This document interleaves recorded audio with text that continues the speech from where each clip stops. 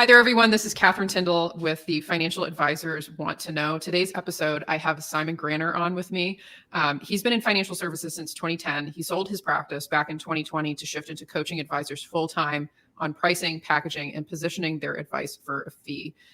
His specialty with helping advisors go from giving advice away to turning it into a viable revenue stream is something that I'm extremely interested in. And I hope you guys are going to be interested in this as well. So Simon, thank you for joining me on today's episode. Welcome. Yeah, appreciate it, Catherine. Excited to be here. Let's dive in. Yeah. So for advisors that are looking to really monetize all parts of their practice, including the advice that they're probably giving away for free, where do you start in that process with them? And what are the things they should be thinking about? So first of all, I would say everything is reverse engineering. Like, what do you want to do and who do you want to be? And so I don't think everyone should charge for their advice. I think that there's people that are life insurance specialists or tax plant prep specialists or, investment specialists or whatever. So I don't think there's a one size fits all solution necessarily. That said, I wanted to charge for my advice when I was an advisor, and I did it by just going and trying to get people and like asking a bunch of questions, doing a bunch of analysis and doing a bunch of work in order to get the insurance and the investment business. And I personally didn't like that. I wanted, there's a bunch of work that I was doing where they would say, well, I don't want to give you all my money. I'll just give you like $100,000. I'm like, but you have 3 million. So I'm just going to do all the work for $100,000 and then you're going to copy the portfolio. So there was a piece missing. And then also like the people that, have a bunch of money tied up in equity in a company or in a 401k or in real estate, like, should we just not help them? Or is there a way that we can help them plan for a liquidity event? And so my reasoning behind doing it, which I think is important, is to help people and stop selling products, start solving problems. And so the problem that I was solving was people needed help from me, and I didn't have a mechanism to get paid other than planning. They had a problem that was beyond just a life insurance or beyond just an investment plan or beyond just a long-term care or whatever, that it was complicated. And I was like, I don't legitimately even know how to solve this problem that they have. And they want my help and they think I can help them. If I had a product, I would just give it to them. The long-term care, just transfer the risk. That'll do it. But I didn't. So I kind of backed into it because I ran into problems that needed to be solved. And that's what I would ask advisors to look at is, don't worry about selling planning or selling anything. What are the problems that people have? And if you ask them the questions, they will tell you. And if it's complicated and there's like a whole page of notes, and you don't know how to solve it, that's a good indicator that they would then say, well, I don't know. I don't know how to do this. Yeah. I think it'll be $4,000 for me and my team to work on this. And just say that. You don't even need a sales script. Yeah. Just document their problems and then give them a price. People will say yes. And then you're like, whoa, that's crazy. You don't even need to buy my coaching program. Just do that. It'll work. I love that. Yeah, because I get that a lot on my side as well, where people will, it's similar things, right? Like people have these complex tax issues and they go and ask for the answer. And it's like, well, I can't give you the answer. I have to do the work, right? I have to figure it out. That's the whole, if I just could conjure up these answers instantly, there'd be no work, right? So that's great. And I love that piece of advice of just like, don't try to overthink it. Just block and tackle what you think is reasonable and go with the flow and just, what's the number, right? Like you don't have to mathematically, hyper analyze it. And then once you've done that, probably a number of iterations, and you get a feel for it, right? And especially if you are doing other good practices in your business, like having a little bit more of a specialty so that clients are sort of looking like each other, so you can kind of get a sense capacity wise, like, okay, if we're going to take on a planning engagement, it's probably going to take my team like 5 hours to execute this. And, roughly what am I looking to do for, how much do I need to mark up my labor or whatever to get to the, keep my margins up, that kind of thing. Yeah. I think you can definitely overanalyze it. So for people that are wanting to jump into this, I love that of just like give the number. And then what do you recommend people do for the process from there in terms of like how they're delivering these kind of out of the box, solutions to problems that their clients are giving them? Like, what advice do you have for people on the actual like service delivery for doing that kind of work? Yeah, it's a good question. I used to have a big imposter syndrome around this because when people would ask me, cool, I sold like our initial coaching program is 30,000 in 6 weeks. That's like the transformation. They write a check for 3,000 and they go through the program, and the outcome is we're going to teach you and give you sales scripts, marketing scripts to do the thing. But it's a sales and marketing program. It's not a financial planning program. So they would go through like, oh, cool, I sold $12,000 of fees. What do I do? And I'm like, I don't know. They're like, what do you mean? You don't know. And I say, and I say, well, first of all, if you notice at the beginning, I said, you need to find somebody. You sold the planning engagement. That doesn't mean you need to do the planning engagement. Compliance, they hate this. Yeah. But the reality is that you are the entrepreneur. The technician is the one that does the work. And what I found is that when I tried to sit down and do my first planning engagement was $600, and it was terrible. I just put it into Money Guide Pro. I did it myself. It was a horrible, it was a terrible financial plan, and I delivered it. And then the outcome was the client had like $3 million, and then they just said, well, would you want to manage these two? We don't want to give you that one because I have a good relationship at UBS. So I got like $1.5 million off a terrible financial plan. But then the next time I'm like, all right, that was stupid though. I don't know why that worked, but the next one I do, I'm going to give half the money or 30% of the money to someone else and just send some emails. Who wants $200? And I started shopping around, and I would just give a split of the fee that I just collected to another advisor at my firm.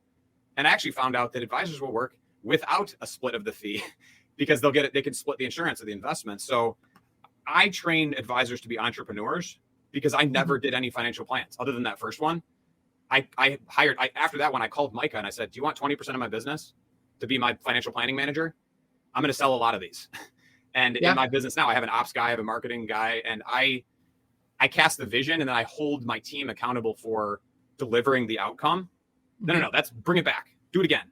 But that opens it up for me and for my advisors to seek subject matter experts, maybe like you. If we had a tax problem, I don't know how to solve it. Now I know Catherine does complicated stuff, and I know a little bit, but Schedule C to S Corp, I could talk about it, but then you're like, well, what's the difference between a C Corp and an S Corp? I'm like, I don't know. I lost it. I'm out, Yeah. So if advisors would lead with humility, even though they can ring the cash register, that doesn't mean that they are the smartest person in every room that they walk into. I'm almost never the smartest one, Yeah. And it sounds more like it's, you have to find the problems, right? Like, where are the problems? And then you're just quarterbacking that a solution is happening to those problems. Exactly. You don't have to be the whole team. Yeah. Yeah. You're selling. We talk about like the facilitative environment. Everyone wants to be the trusted advisor. I believe becoming a personal CFO or a PCFO is the collaborator, but they're selling an environment where we will facilitate family meetings. We will facilitate estate planning conversations. We may do some of this stuff in-house. We may do investments or tax or insurance or accounting or estate planning in-house. We might not do mortgages. We might not do this other thing. And in that case, bring in the expert. And you're selling. I think advisors could easily get away with selling a planning engagement and doing no work, but just bringing in other professionals and then looking at them and saying, don't screw my client over. Don't screw my client. You don't screw my client over. And I'm going to watch you. And just babysitting all these other people, they could easily over deliver on value just by that. Yeah. Well, because at the end of the day, that's what you're selling, right? It's that the problem that you've identified is getting solved in a way that's valuable to the client. And it doesn't have to be you to get that done. For sure. And I love that, like that kind of mindset of, if you're really just more focused on what the client's problem is, you can get extremely creative with the solution because that's how you should frame it up. I love that. That's so great. And in terms of like practical steps for this, for people that are dabbling, I love that piece of advice of like, just go for it the first time, and just see how it goes. You're going to have to iterate, but do you have any more advice or tips around, really turning this into like a structural part of your firm and like workflows, or like more like in the weeds tactical advice for how to start to bring it in? For sure. Great question. So I would start with, I think all good problems are started by thinking about them first, and then, engineering a solution to it. But at a high level, I would say thinking about your planning process as you're selling revenue. And let's just say it's $3,000 for a plan, just as an example. The plan is $3,000 of revenue. And then you have, let's say, $600 to pay the financial planner, the CFP, or the person that's going to manage the process of delivering the plan out the door. You need to document everything you're doing. So what's the first thing? How did the sales meeting go? What was the first thing that people said? What after this happened? When you're doing things, write it down, because the paperwork is a one-page form usually at most firms, financial planning agreement, and then they do it. But then they're like, well, what do we do next? Well, what does the client want? And so the simplest thing to do when you don't have a system in place, so it's like, we sell a system, by the way, but when you don't have a system in place, setting expectations of like, when does this engagement start and when does it stop? Yeah. Okay. So I'm going to pay you $3,000 for a financial plan. So I get you for the whole year. No, you don't. We're going to work together for 1 month. We're going to work together for 2 months. We're going to work together for 3 months. Open the door, close the door. And then at the end of it, just at the beginning, just meet with them and help them with their problem. Maybe you have to deliver them a report or something. But then at the end, Bill, Susan, was this valuable? Did we accomplish what you wanted to accomplish? No? Well, then I'll give you another 2 months because I stand by my word. Or, yes, this was unbelievable. Great. Would you like to know what it would look like to work together on an ongoing basis through asset management or an advisory relationship paid on retainer? Yes, you would? Perfect. Let's schedule another meeting. So the process is do what you say you're going to do and don't overpromise more than you can deliver, basically. Yeah. And then write systems. Like we have SOPs for everything. I can just rattle it off, but like we have SOPs, like just, got to follow the process. And so you can iterate on it just like you do with anything else, yeah, absolutely. Run it like a business, basically. Yeah, no, that's kinda. Yeah, that's the goal, right? That's so great. And so as we're, we keep these episodes really short and there's like so many more things that we could hit on here, but I guess I'd love to just hear a little more around how you work with advisors and how people can connect with you and, some of the transformations that you've been able to have, for people. Cause we got connected through, a mutual person who's been on the show who had really high remarks for what you've been able to do in his practice and transforming. And so I'd love to just put the spotlight on just kind of what you guys are doing with advisors and how people can get in touch with you. Yeah.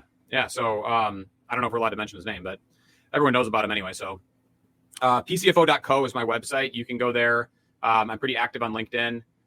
We have a webinar series I'm actually doing as a joint venture with Kevin Donovan for the next couple of weeks, who's an expert speaker, speaking of collaborating, that we're doing for the next 2 weeks, Tuesdays at 2, pcfo.co/webinar is a way to access that. And we have a 3-tier coaching program and we have a community. So we have a $12,000 program, $6,000 and $3,000. And it's just, you get more access, more resources, more services, the higher you go. And then we have a community coaching and consulting offer. Our base is $3,500 a month, which is like a services offer. Like we do stuff for you. Basically, we do finance for you. We do marketing for you. We do coaching and you're part of our thing. And then it goes down to $1,500. And our cheapest ongoing is $500 a month for our PCFO club, which is just a mastermind community with all this stuff. So usually people start with one of our coaching programs versus the ongoing thing to test the waters. But we're, we can go fairly expensive and we go fairly cheap too. So, for $3,000 or $500 a month, we can get people an ROI at almost any level. We just don't work with people that are brand new and have never sold anything before and just got their investment license. Like you have to have you got to make $100,000 or $200,000, figure out how to do something, get something to work. And then we can take you to the next level. So. Yeah, that's awesome. I love that you have kind of different tiers for where people are in the support that they need. So thank you so much for being on the show and just this conversation. I really enjoyed getting to hit this topic. If people want to connect with you, we'll have in the show notes the pcfo.co and then the webinar link there.